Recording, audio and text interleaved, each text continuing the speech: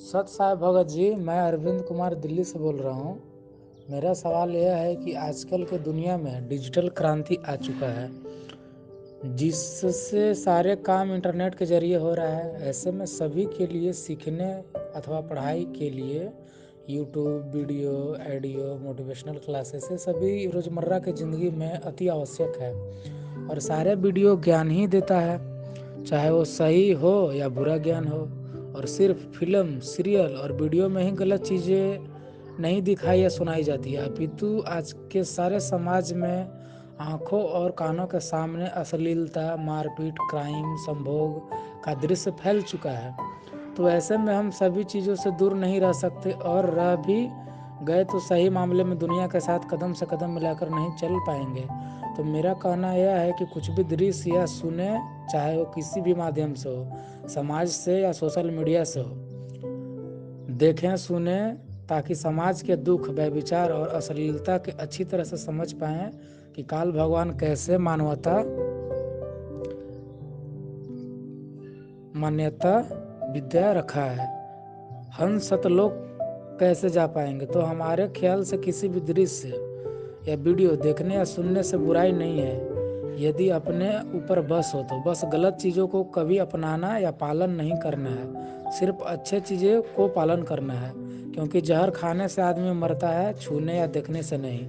तो video, serial देखने से बुराई नहीं है, यदि भगत को अपने ऊपर बस या कॉन्फिडेंस हो तो वो देखें सुने, गलत चीज़ों को पालन नहीं करें। तो यह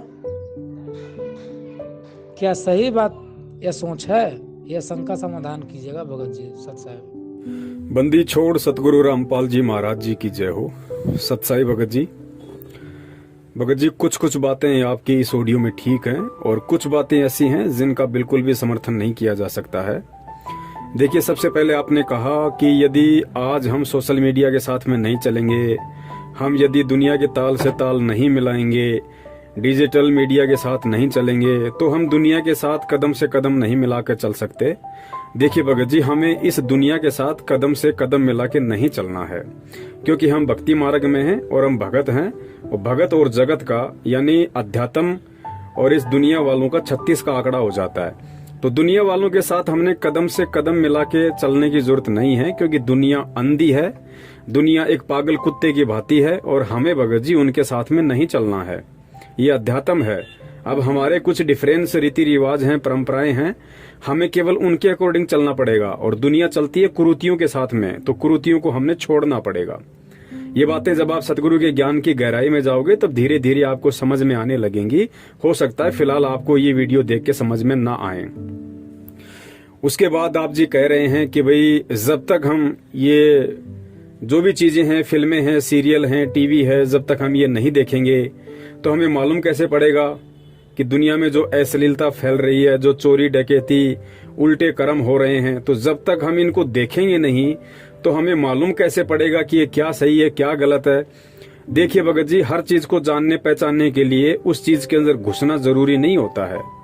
अब कोई व्यक्ति आपको समझाए, या गुरुदेव जैसे सन 1994 से समझा रहे हैं कि भाई शराब नहीं पीनी चाहिए, शराब बहुत गंदी चीज है, शराब पीने से लीवर, फेफड़े खराब हो जाते हैं, बुढ़ापे में बहुत सारे रोग शुरू हो जाते हैं, और शराब हमारे पूरे शरीर को इफेक्ट करती है और भक्ति मार्ग में सबसे बड़ी बाधा है। अब कोई भगत कहे नहीं जी, जब तक शराब पियेंगे नहीं तो मालूम कैसे पड़ेगा कि शराब लीवर खराब करती है, तो ये तो फिर मूर्खता हो गई। ये कोई समझदारी वाली बात नहीं है, क्योंकि कहते हैं समझदार व्यक्ति वो नहीं है जो ठोकर खा के समझे। समझदार व्यक्ति वो होता है जो दूसरों की ठोकर से समझ जाए कि अगर इस रास्ते जाऊंगा तो मैं भी आज नहीं तो कल अपना अंगूठा फुड़वा ही लूंगा। और गुरुदेव ने कभी भी टीवी वगैरह देखने के लिए मना नहीं किया है। सतनाम लेने के बाद में जो 34 नियम दिए जाते हैं उनमें परमात्मा ने मना कर रखा है कि भाई हमने ये फिल्में, सीरियल वगैरह ये नहीं देखना है, क्रिकेट मैच वगैरह नहीं देखने हैं। परमात्मा ने टीवी देखने से मना नहीं किया भगत जी, क्योंकि खुद परमात्मा का सत्संग टीवी में आता है, तो परमात्मा टीवी देखने से कैसे मना कर देंगे। और टीवी कोई बड़ी चीज थोड़ी है, मोबाइल भी तो एक टीवी है, मोबाइल तो टीवी से भी एडवांस है। तो टीवी से खतरनाक चीज तो मोबाइल है। जब परमात्मा मोबाइल देखने के लिए मना नहीं कर रहे तो टीवी के लिए कैसे मना कर देंगे। लेकिन भगत जी, इन चीजों को हमने समझना पड़ेगा। चाहे टीवी हो, चाहे मोबाइल हो, हमने इनमें केवल उन्हीं चीजों को देखना है जो चीजें हमें कोई शिक्षा दें, और वो भी कौन सी? भक्ति मार्ग की।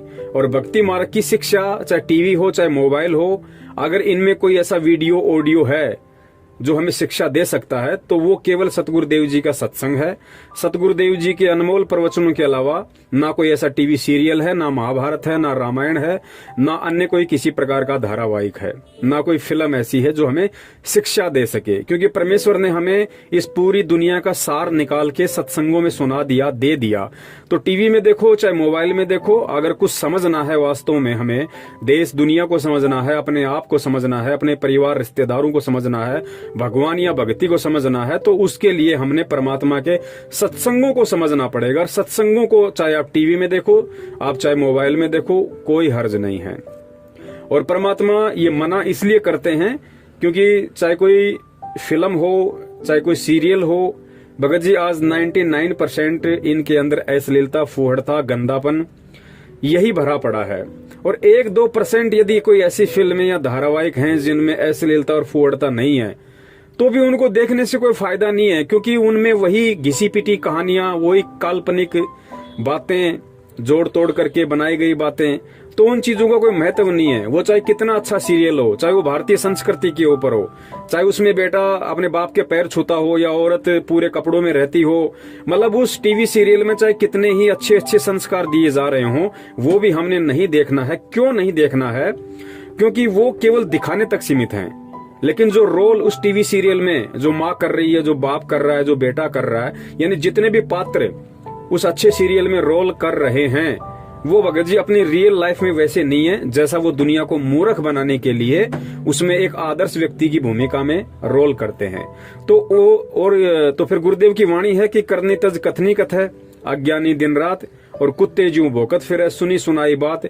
जो व्यक्ति वास्तविक जीवन में शराब पीता है, मांस खाता है, और वो रामायण में राम का किरदार कर रहा है, श्री कृष्ण जी के सीरियल में श्री कृष्ण जी का या सुदामा जी का चरित्र कर रहा है, रोल कर रहा है, तो उस व्यक्ति के द्वारा किया गया वो रोल समाज को प्रभावित नहीं कर सकता, वो लोगों के दिलों में जगह नहीं बना सकता, वो देश दुनिया को नहीं बदल सकता। क्यों नहीं बदल सकता? क्योंकि खुद वास्तविक जिंदगी में वो व्यक्ति वैसा नहीं है जैसा वो रोल कर रहा है। तो जो व्यक्ति जैसा नहीं है, जैसा वो रोल कर रहा है, तो उसके द्वारा किए गए रोल से सामने वाले पे कोई असर नहीं पड़ेगा। ये बात गुरुदेव ने अध्यात्म में समझाई हमें, क्योंकि उसके शब्दों का कोई असर नहीं होगा, क्योंकि वो करनी तज के खाली कथनी कथ रहा है।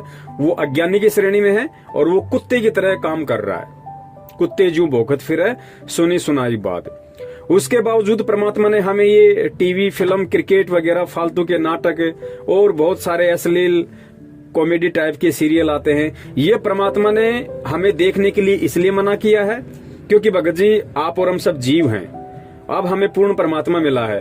परमात्मा ने एक तरीके से हमारी मेमोरी को धीरे धीरे डिलीट करना शुरू कर दिया। जो भी गंध हमने नाम दीक्षा से पहले इस खोपड़ी में भर रखी थी, इस मेमोरी कार्ड में भर रखी थी, पहले हम फिल्में, सीरियल, क्रिकेट, पता नहीं क्या क्या देखते थे, तो वो गंदगी जमा थी। तो परमात्मा ने अब उसको फॉर्मेट मारना शुरू कर दिया, धीरे धीरे धीरे धीरे अपने सत्संग रूपी जल उसके अंदर डालना शुरू कर दिया। तो धीरे धीरे पहले वाली गंदगी निकलना शुरू हो गई है। अब अगर हम ये सोच के कि रामायण बहुत अच्छा सीरियल है, महाभारत बहुत अच्छा सीरियल है, तो भगत जी ना तो रामायण अच्छा है ना महाभारत अच्छा है, क्योंकि परमात्मा ने बता दिया कि महाभारत में जो 5 पांडव थे, जो 100 कौरव थे, उनसे बड़े कुचरित्र इंसान दुनिया में और कोई नहीं हो सकते। उन लोगों से शिक्षा नहीं मिल सकती, क्योंकि युधिष्ठिर को महाभारत में बहुत अच्छा कैरेक्टर माना जाता है। और फिर गुरुदेव ने उनकी असलियत बताई कि जिस व्यक्ति को तुम अपना आदर्श मान रहे हो, आदर्श उसी को माना जाता है कि उसके जैसे हम भी बनने का प्रयास करें, हम भी उसके जैसे बने। हीरो कौन होता है? हीरो होता है जो एक समाज का आदर्श हो, एक आईना हो, ताकि लोग उसकी शिक्षाओं पे चलें, लोग उसके जैसा बनना चाहें, वो हीरो होता है। तो आज दुनिया में संत रामपाल जी महाराज जी के अलावा ना तो कोई एक सच्चा आदर्श है और ना ही कोई एक सच्चा हीरो है। तो युधिष्ठिर को लोग अपना हीरो मानते हैं महाभारत का। फिर गुरुदेव ने सच्चाई बताई कि जिस व्यक्ति ने राज्य प्राप्ति की लालसा में अपनी औरत को जुए में दांव पे लगा दिया, उससे बड़ा कुचरित्र इंसान दुनिया में कोई नहीं हो सकता। अब देख लो भाई, युधिष्ठिर जैसा किसको बनना है? अगर युधिष्ठिर जैसा बनना है तो फिर कभी न कभी अपनी औरत को या माँ बहन बेटियों को दांव पे लगाना पड़ेगा भाई। फिर परमात्मा ने रामायण का बताया कि लोग रामायण इसलिए देखते हैं ताकि हमारे बच्चों में संस्कार आए, हमारे बच्चे राम जैसे बने, मर्यादा पुरुषोत्तम बने। तो गुरुदेव ने बताया कि भाई राम का जीवन देख लो, राम कौन सा मर्यादा पुरुषोत्तम था। सीता जी की अग्नि परीक्षा लेने के बाद भी कि सीता जी बिल्कुल निष्कलंक है, गंगा की तरह पवित्र है, इसने कभी रावण के विषय में सोचा भी नहीं, संपर्क करना तो बहुत दूर की बात रहा। परीक्षा लेने के बाद भी एक आम व्यक्ति के कहने पे और अपनी गर्भवती पत्नी को घर से बाहर निकाल दिया, बेचारी को अकेली जंगल में भटकने के लिए छोड़ दिया। वो तो परमात्मा की दया थी उस पे, कबीर साहिब की दया थी सीता जी पे, उसके पिछले भक्ति संस्कार थे, जो उसको एक ऋषि मिल गया, अपनी झोपड़ी में ले गया, उसको अपनी बेटी की तरह पाला। वरना वो भी जिस प्रकार महाभारत के युद्ध में महाभारत के युद्ध के बाद जिस प्रकार 56 करोड़ यादवों का विनाश हुआ, और विनाश होने के बाद जिस प्रकार यादवों की औरतें भीलों की शिकार हुई, उसी प्रकार बेचारी सीता भी वहां पे दुष्ट लोगों की शिकार हो जाती, लेकिन उसको परमात्मा ने बचाया। राम ने तो धक्के मार दिए। अब देख लो भाई, अगर राम आपका हीरो है, राम आपका आदर्श है, और रामायण देख के आपको लगता है कि हमारे परिवार में संस्कार आ जाएंगे या हम राम जैसा बनने की कोशिश करें, तो भाई फिर कभी न कभी आपको भी अपनी पत्नी को धक्के मारने पड़ेंगे भाई, वरना आप राम नहीं बन सकते। और सबसे लास्ट वाली जो बात है, वो परमात्मा इसलिए मना करते हैं क्योंकि भगत जी हमारा जो दिमाग है वो एक मेमोरी कार्ड है, और इस मेमोरी कार्ड में हम जैसा फीड करेंगे वैसा ही ये बाहर निकालेगा। तो हम जितने भी ये क्रिकेट मैच देखेंगे या अन्य कोई सीरियल देखेंगे, कोई कॉमेडी सीरियल देखेंगे, कोई फिल्में देखेंगे, तो होगा क्या, सबसे पहले तो सतगुरु के वचन की अवहेलना हो जाएगी, क्योंकि गुरुदेव ने जब मना कर दिया कि नहीं देखना, तो उसको नहीं देखना। अगर उसको देखेंगे तो फिर वो गुरु के वचन की अवहेलना हो गई। उसके बाद क्या होगा, मान लीजिए आज आपने कोई फिल्म देख ली और शाम को जैसे आप आरती करने बैठोगे, तो भगत जी आरती के समय में काल भगवान क्या करेगा, उस फिल्म में जो भी आपने सीन देखे थे, जो अभी आपको याद है, वो सारे के सारे चलचित्र आपके दिमाग में घूमना शुरू हो जाएंगे।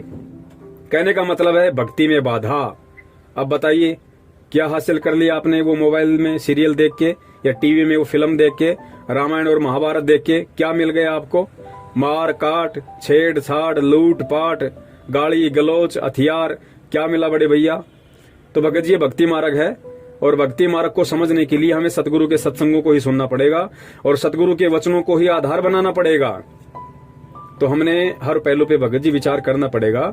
अब हम भगत हैं और भक्ति मार्ग में हैं, तो हमने सतगुरु के प्रत्येक सत्संग रूपी आदेश की और उनकी जो मर्यादाएं हैं, नियम है, हमने उनका कड़ाई से पालन करना पड़ेगा।